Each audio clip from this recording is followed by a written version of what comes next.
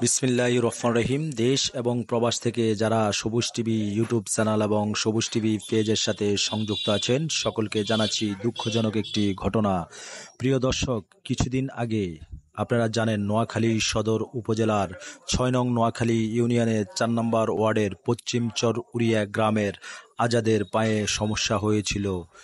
আমি একটি প্রতিবেদন দিয়েছি, আপনারা দেখেছেন। সেই প্রতিবেদনে আমার বিকাশ নাম্বারও দিয়েছি। প্রিয় দর্শক, তাকে আমার ব্যক্তিগত অর্থ দিয়ে সর্বপ্রথম তাকে আমি ঢাকা সরোয়ার্দী মেডিকেল কলেজ হসপিটালে নিয়ে যাই। নেওয়ার পরে ওইখানে ডক্টর দেখে তাকে ঢাকা হৃদরোগ ইনস্টিটিউটে ট্রান্সফার করেছেন। করার পরে তাকে পরীক্ষা দিয়েছেন, পরীক্ষাগুলো করার পরে ওষুধ দিয়েছেন, তাকে 7 দিন পরে নেওয়ার জন্য বলেছেন। আমি তারপরে আবার 7 দিন পরে নিয়ে গিয়েছি।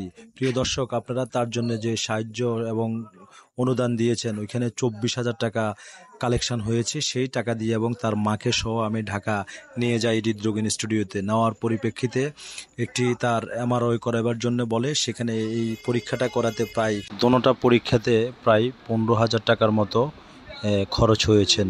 প্রিয় দর্শক, সমস্ত পরীক্ষা নিরীক্ষা করায় আজ তাকে আমি হৃদরোগ ইনস্টিটিউটে আবার স্যারকে দেখাতে নিয়ে যাই। নেওয়ার পরে ওইখান থেকে স্যারে দেখে এবং পরামর্শ করে, অন্য স্যারের সাথে পরামর্শ করে শনিবারে নিয়ে যাওয়ার জন্য বলেছেন। শনিবারে যাওয়ার পরে বলেছেন আরেকটি পরীক্ষা দিবেন।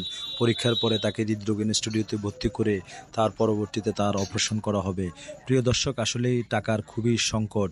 টাকা আমার কাছে যে 24,000 ছিল, সেটা থেকে খরচ বরচ করে তার মার গাড়ি ভাড়া এবং তাদের গাড়ি ভাড়া দিয়ে আমার কাছে তেমন একটা টাকা আর নাই। আপনারা যদি তাকে একটু সাহায্য করেন দেশ এবং প্রবাস থেকে, তাহলে আমি মনে করি তার মতো একটি নিরীহ ছেলের আপনাদের সাহায্যের টাকা দিয়ে ট্রিটমেন্ট হবে। দর্শক, আমি আমার ব্যক্তিগত ফান্ডে থেকে আমার যাতায়াত খরচ আমি আমার নিজেরটা বহন করেছি। ওনাদের অনুদানে 24,000 টাকা তার কাজে ব্যয় করেছি, এর কাজে আমি ব্যয় করেছি। প্রত্যেকটি পার্ডে হিসাব লিখে রেখেছি কোন জায়গায় কত টাকা ব্যয় হয়েছে।